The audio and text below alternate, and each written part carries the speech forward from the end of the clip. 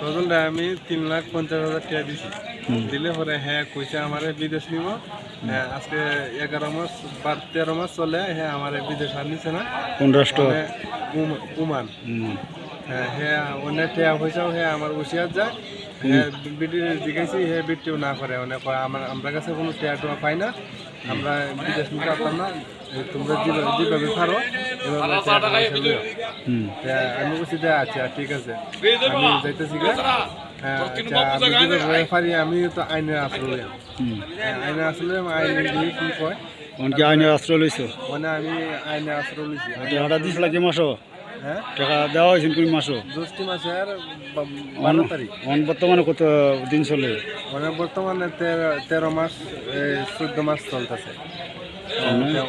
হ্যাঁ টাকা পয়সা বসিয়া যায় দিতে না আমি আইনে আসলে চাকরি গেলা গেলা যে সময় টাকাটা নিচ্ছে। চাকরি হচ্ছে আমার স্ত্রী হ্যাঁ নাম হচ্ছে নাজু আক্তার। 2 নম্বর হয়েছে আমার হ্যার ভাই আপন আমার বুরগিরি হুমায়ুন কবির। 3 নম্বর চাকরি হয়েছে ইমারুফ। আর 4 নম্বর হয়েছে আমার এই মামা শ্বশুর জালাল মিয়া। আচ্ছা তাহলে তোমার আইনে আশ্রয় নিছো না?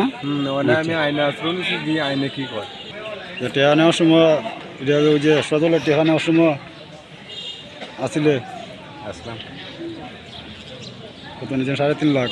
50,000 টাকা নিছি গত 10টি মাসে 12 তারিখ।